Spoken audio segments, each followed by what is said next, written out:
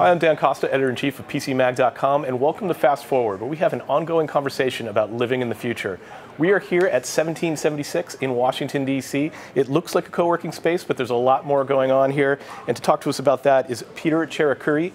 He is the President and Chief Innovation Officer at 1776. Peter, thanks so much for coming on the show. Dan, welcome to 1776 in Washington, D.C. Indeed. It's an amazing time to be in Washington, D.C. I think James Comey is still testifying right now in a closed session now. But it's interesting to see the energy in the air here.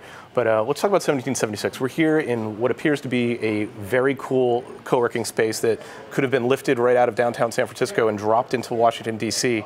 But there's a lot more going on here than just people co-working. Sure, no, that's a great question to sort of start us off. I mean, you mentioned Comey and sort of the political excitement.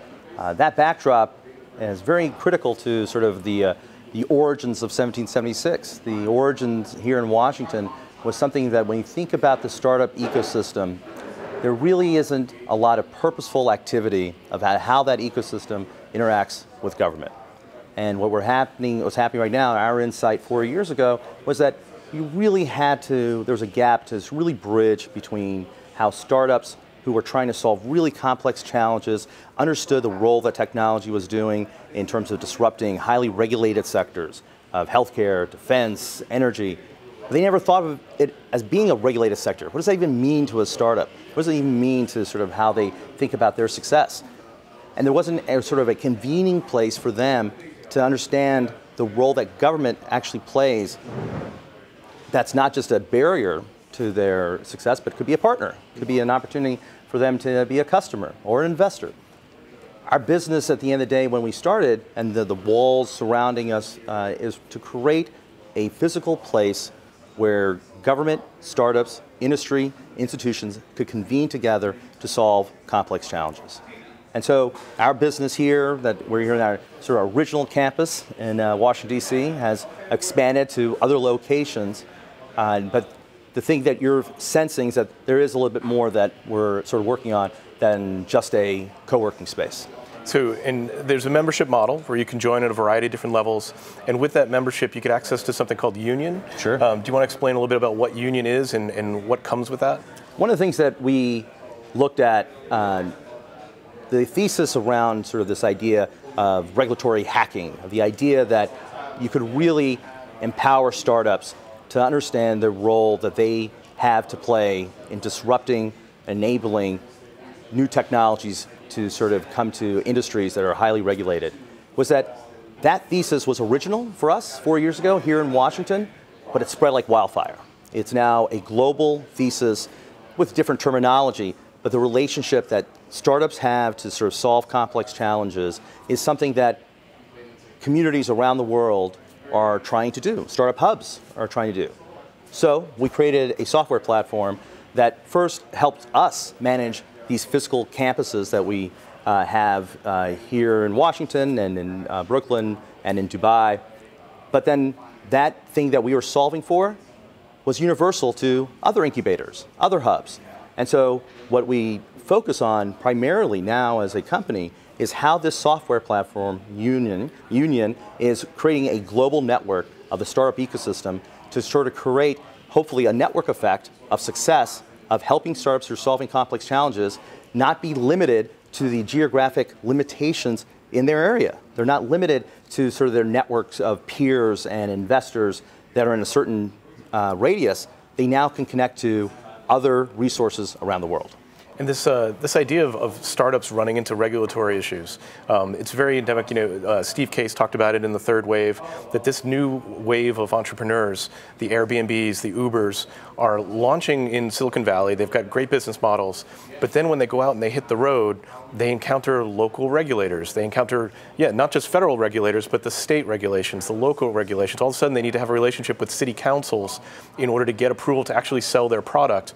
Most startups have no fluency in those types of conversations. That's exactly right. You know, change is hard. Disruption is hard. Disruption is hard, especially when the enemy to innovation is stability. That when we think of rules in governments, they're actually created to bring stability to the market when there has already been disruption, but over time, all it does is protect incumbents. And so startups are in a position of disruption, but those rules that are put in place, whether it's on a local level, in a city ordinance that needs to be thought through, a procurement issue of like, how do I get through the red tape to even sell my product as a startup to government, or how do I get FDA approval? And I'm trying to disrupt the supply chain of how health records are thought through. All those things are not sort of the core competency of what we consider to be the role of advisors or investors to help a startup grow. But it's the most important thing. Steve Case is absolutely right, and we are absolutely inspired by his worldview on saying that this next wave of how we harness technology is about enabling these startups to understand the real big challenges they're trying to solve for. And that has to understand the role that government plays in that equation. So it really gets to the heart of what people think about Washington and about DC, where I think everybody understands that there's so many forces here to entrench existing interests. We're not too far from K Street. There's an entire lobbying industry. In the past, that's how you got your voice heard in Washington. You would hire lobbyists, they would leverage Congress, and then you would maybe find some space and get some representation. How do you get around that? Like when it seems like most people feel most Washington interests have no incentive to innovate. Yeah. Well, I think what we're finding is that this is not even just a Washington conversation, but it is a local conversation. When we think about where we're getting traction of startups solving complex problems or solving and disrupting these highly regulated industries, it is happening at the city level. So the role that mayors are playing right now in cities in the U.S., Bill Peduto in Pittsburgh is doing a tremendous job of sort of revitalizing the economy, not just by doing work with Uber and with Google, but understanding the role that robotics is playing for his economy. What the role of the startups? What are underrepresented minorities within the Pittsburgh region? What do they do in terms of their relationship to their identity as working with Pittsburgh's government? On the federal level, yeah, it's a really complicated question. I think one of the things that we're faced with a challenge is that the sort of gap between the vested interests that are trying to protect their market share sort of still doesn't understand what's at stake in terms of these new technologies. And that's I think, part of the opportunity for the startup community is to really not look at them just as merely investment vehicles. It's not the case that we need to build a stronger connection between Silicon Valley and Washington. That connection's there because there's this sort of rapid growth of big corporations that come from the Valley that now are dealing with the most complicated public policy issues. On the startup side, it's to get illuminated through the startup about what's at stake in our society around these technologies. What is sort of the bleeding edge of what we have to think about our regulatory environment through the lens of what startups are doing that are trying to bring these new technologies to the market faster than we could actually process their implications. So you've also, you've got startups working here, almost anybody can join, but you've actually made some investments in some of the companies here too.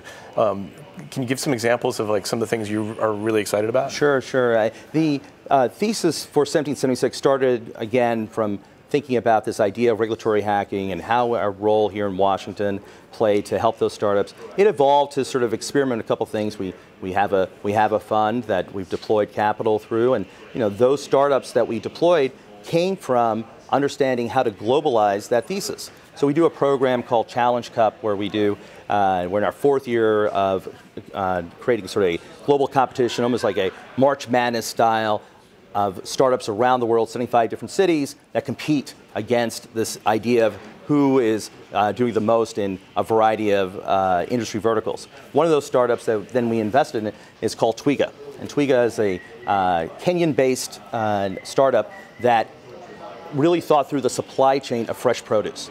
And the idea was, how do you really get massive change when you think of the last mile of the lack of connectivity? How do you get fresh produce from suppliers in marketplaces where there aren't any technologies? And so what Twiga really focused on was thinking about a local problem that had a technology element to it, but also understood the massive impact it can have from fresh produce being delivered in rural areas in Nairobi. And how are they doing it? They're doing great. There's stuff I can't talk about, Okay. their accelerated growth. but it has a great story behind it in terms of its founders, from a local perspective. And the problem, and why it's such an important sort of example for us, for me to talk about, is that they're not coming from the Valley. We would never have found Twiga if we didn't have our Challenge Cup program, if we didn't have a purposeful activation of trying to find disruption outside of Silicon Valley. It's interesting because when you hear 1776, you can sort of internalize, oh, it's an incubator in Washington, D.C., it's going to be U.S. companies, and that's going to be the focus. That's actually not the case at all. And you've got an office in Dubai, and obviously you're taking candidates from all over the world. Do you want to talk a little bit about how you're working on the idea of the inequity of capital? There's sort of two core principles that we have that we've evolved to from our initial thesis of sort of the regulatory hacking. One is around the inequity of opportunity. That inequity of opportunity manifests itself around venture dollars. And this is something that Steve Case, again, has really driven home that is important to us. And the data tells itself the story. Last year, 2016, almost 80% of all venture dollars went to 3 states: California, Massachusetts, and New York. Now, there's probably not a way for those dollars to actually shift, but there's almost something insulting about that imbalance to the other 47. And then when you think about it on a global scale, there is still an imbalance in terms of venture dollars just in North America. But what if there's a shift in terms of thinking about the value of those startups? Perhaps they're not about being venture-backed in the way that we think about the acceleration of growth through venture capital, but maybe they have a way to surprise and delight and illuminate local problems, opportunities to harness disruptive technologies.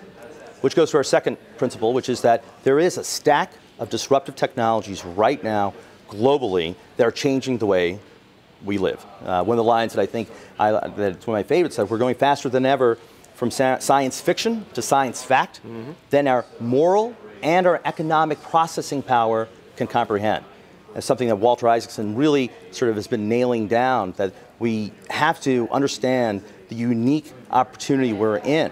And that's a global challenge. So our effort is to think about not just around what's happening in Washington, what's happening in sort of some metropolitan areas, but how do you understand the role, reposition the role of startups?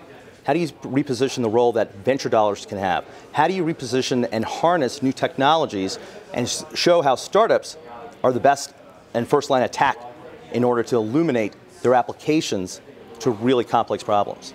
Why, and for a lot of our listeners understand the startup community pretty well, what is it about the startup approach that makes it most ideal for this type of experimentation, innovation, especially when you compare it to a lot of very good, well-meaning people here in Washington that are trying to push solutions from the top down? I think the best phrase for it is fearless failure. There is one of the things that, probably the opposite side, why isn't Fortune 500 companies, why aren't they best positioned to do that? Because we know in big organizations, corporations, they hide failure. They hide it. They hide it in a way that doesn't allow for the proper evaluation or experimentation or iteration in terms of how to look differently around these technologies. Startups, their ethos in the end of the day is about being unafraid of failing. And that if we can sort of harness that piece and enable it to understand all the other barriers around that startup or what that ecosystem is trying to achieve, then we're actually putting our position to have a realistic appreciation of what outcome we're driving for. Eric Ries, I think, when he talks about defining what a startup is, he includes the phrase, a condition of tremendous uncertainty. That's right. That's required for every startup to succeed and for every startup to exist. And that uncertainty is really a key part of the process, and it doesn't exist in bureaucracies a lot of times, doesn't exist in government a lot of times, or in large corporations that already have established revenue lines. And I think that's what we're getting at, where that notion of uncertainty, that's such a great phrase to surface right now, that uncertainty that startups, by their definition, are faced with, are now going viral to institutions and corporations faster than they can sort of understand what's happening to them, all through this rate at which these new technologies are coming to market, because they don't understand what impact they're actually posing to their businesses. What is the future of a hospital today? At the end of the day, if we're striving for convenience and there are things that are getting delivered and automated to us, what is the value of the patient experience when we think about what a hospital can actually deliver? What implications does that have when we think about the supply chain of impact that can happen in a region from the jobs that could get replaced? What happens to the real estate? What happens to other economic indicators that get affected by a too big to fail industry within a small geography? And that's the area of uncertainty that makes the collaboration, we hope, and what we focus on as a business, as well as a mission. How do we sort of create this global network of startups to help those corporations, institutions connect with each other to address this uncertainty? One of the issues we talked a little bit in the pre-call that I think Washington absolutely needs to figure out how to address is the problem of automation. A tremendous benefit. You see every single industry is going to be transformed by automation. We're able to do far more with machines and with algorithms than we used to be able to do with humans, and that's a great thing. And that's the foundation of our progress. At the same time, there has to be some kind of response because we're not going to have all these jobs that we had before.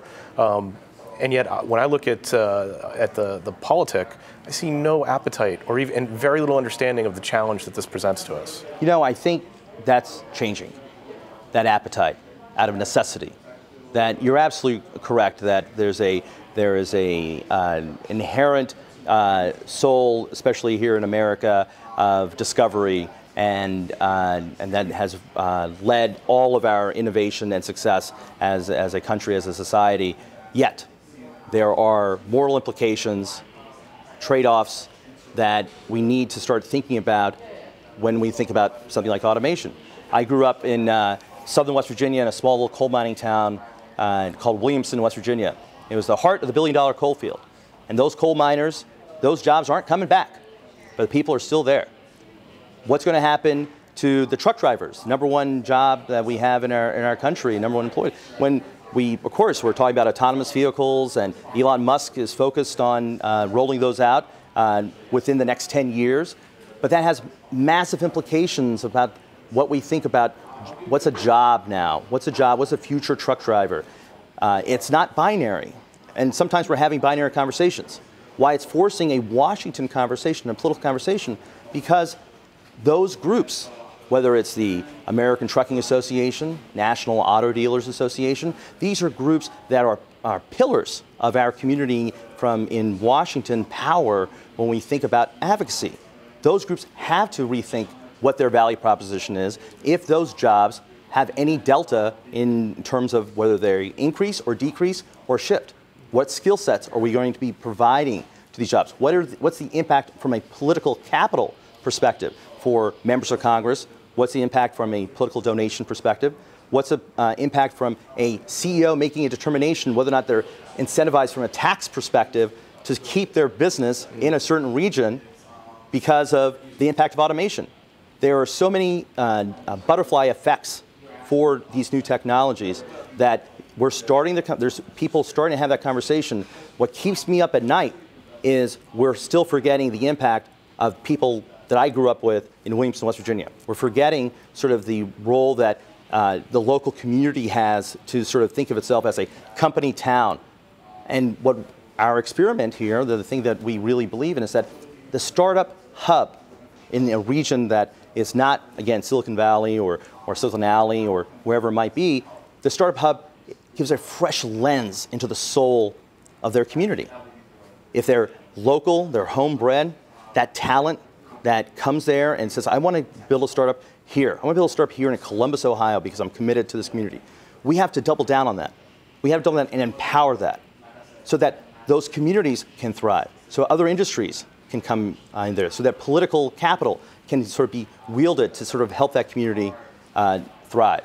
And these new technologies like automation or virtual reality or blockchain, they're important variables in that equation to enable.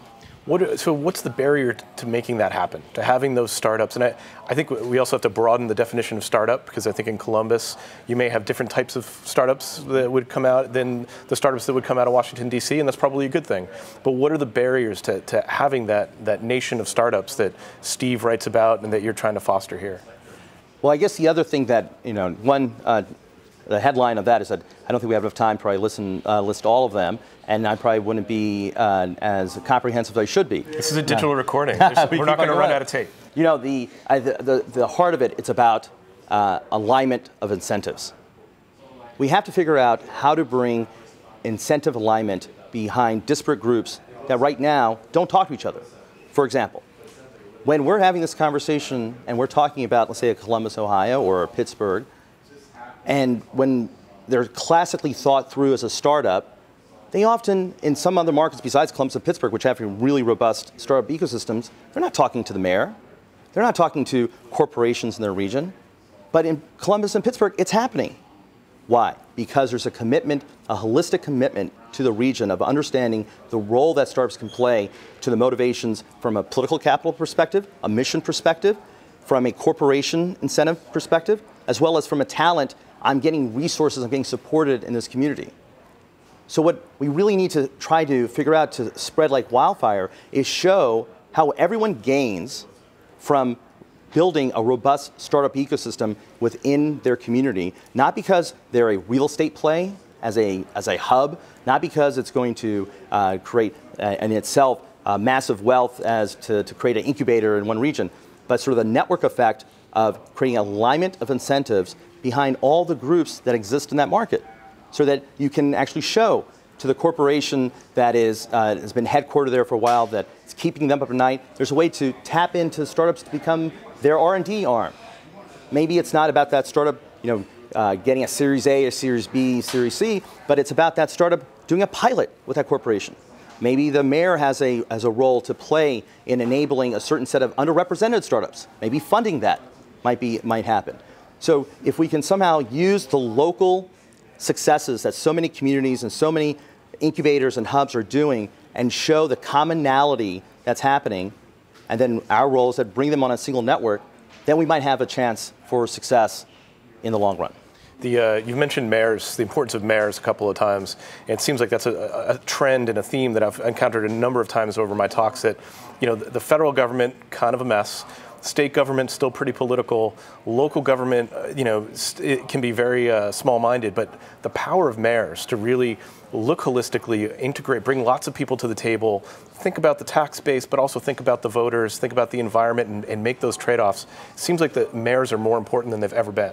I absolutely agree with that. I think, and the reason because there is the rise of the mayor power has been something that is been purposeful, I think, over the last 8 years in our country, given the sort of gridlock at the federal level and even at the state level that our political environment has had.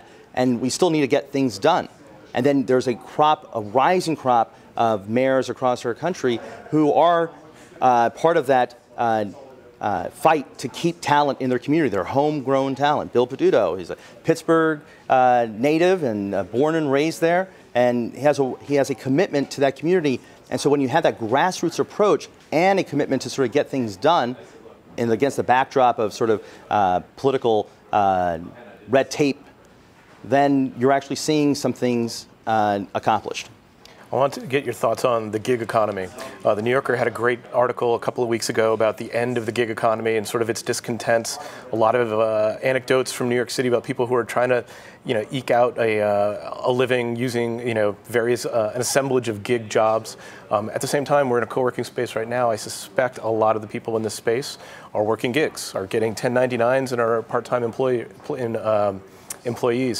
How do you see that shaking out in terms of the vast number of part-time employees we have out there? We've never really had this many in the economy before. Yeah, that's a fascinating question, and I love the lens that you're putting at it from a tax perspective, the difference between a W-2 and a 1099. I think even with that lens, that is a set of language that isn't conveyed to even the participants within the gig economy.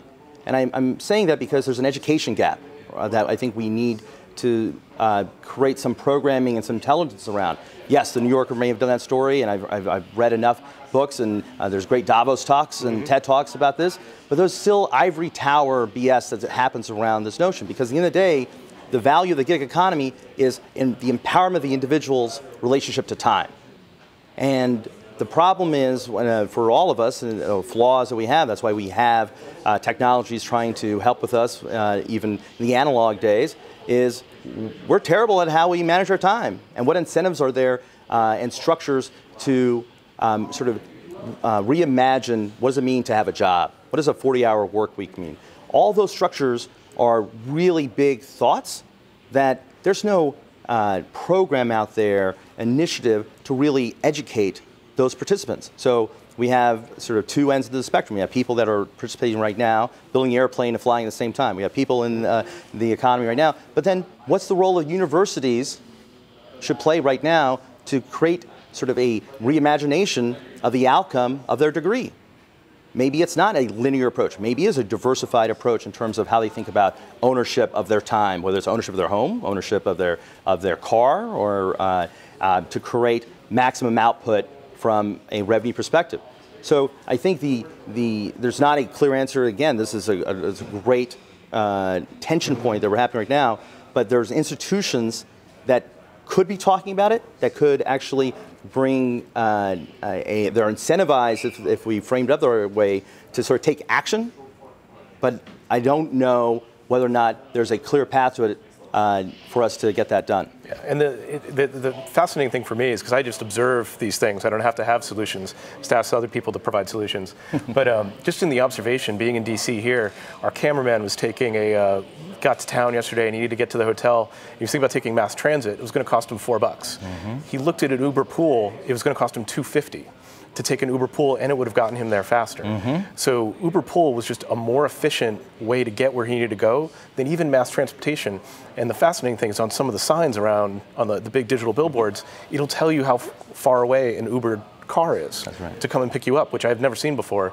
But in that environment, that's tremendously disruptive. And it's happening, and we can all see it happening. And it's probably a good thing for whoever's eking out a living, making a few extra bucks, driving an Uber. That's absolutely right. And we have two startups in our history here that really are focused on this in the smart city space. One, when you leave our building, you'll see their screen. It's called Transit Screen.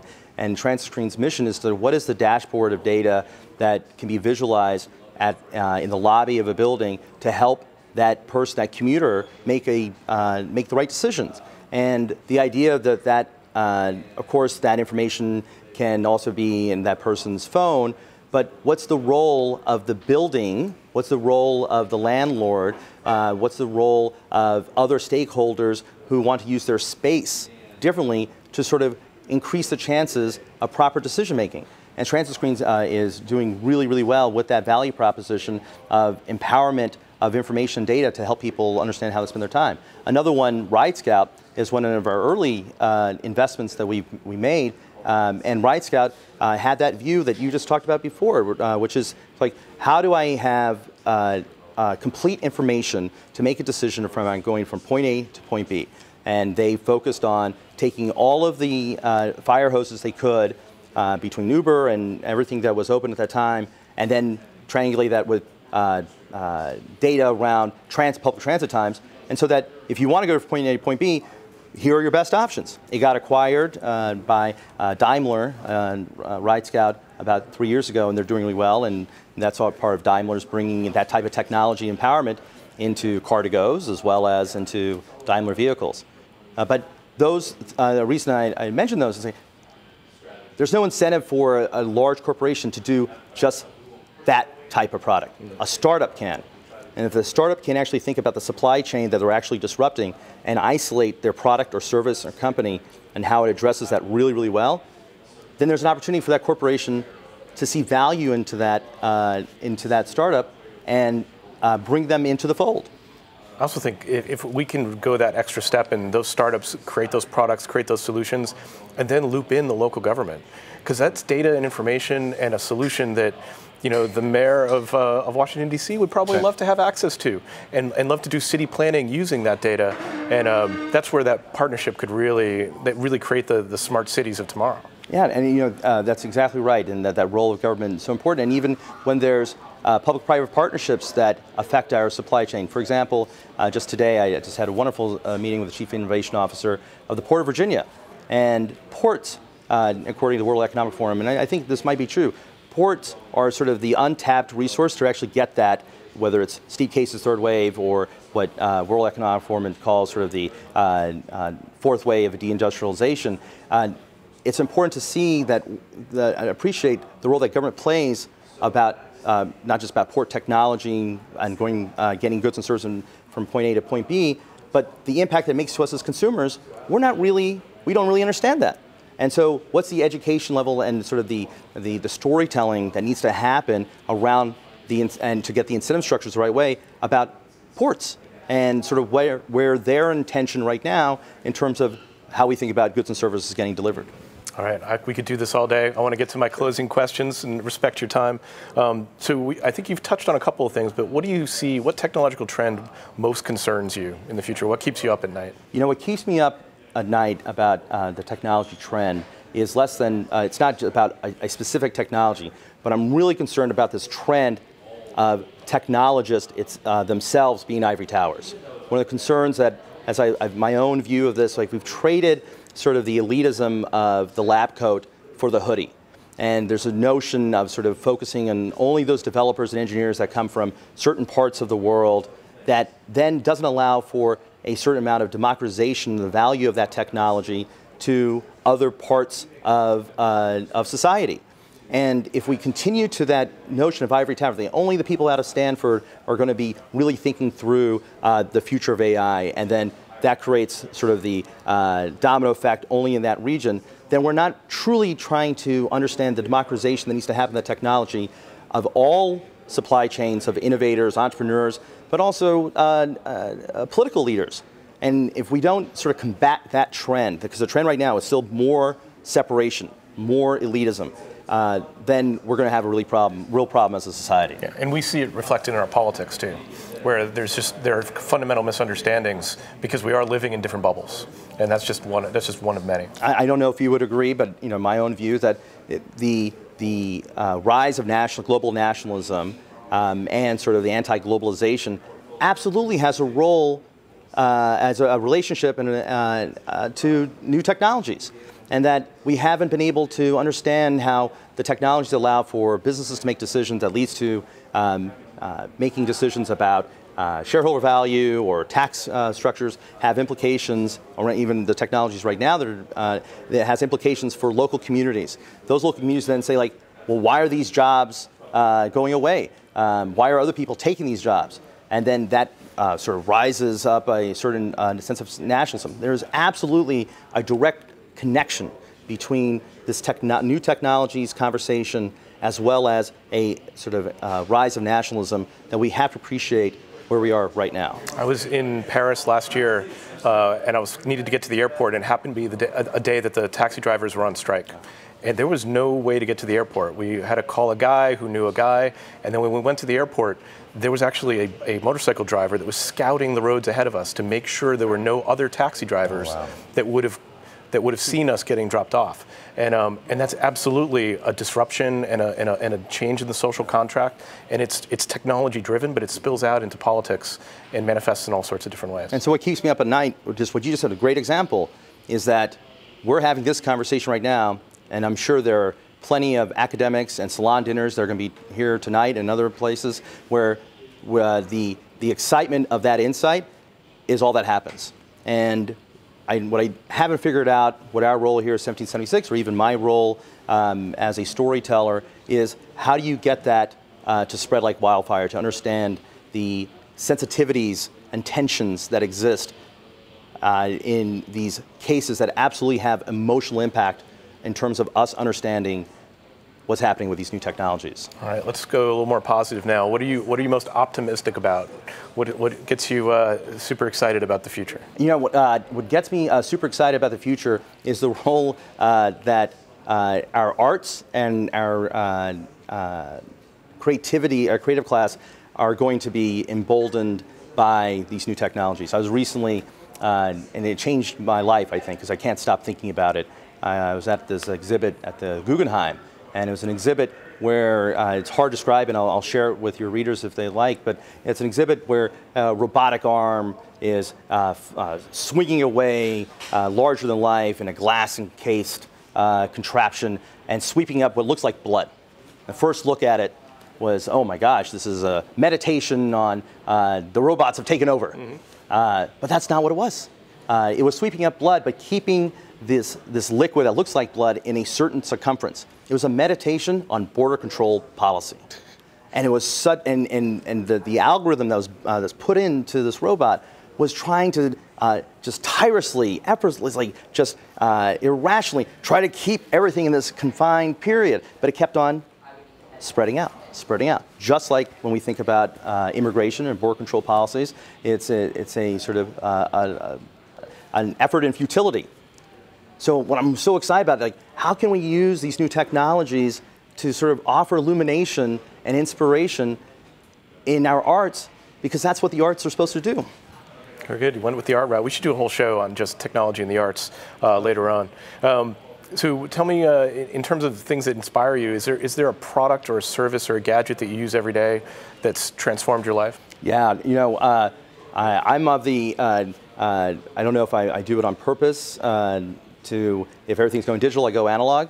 But I have a Shinola leather notebook that is as sacred to me as I used to grow up with holding a Bible.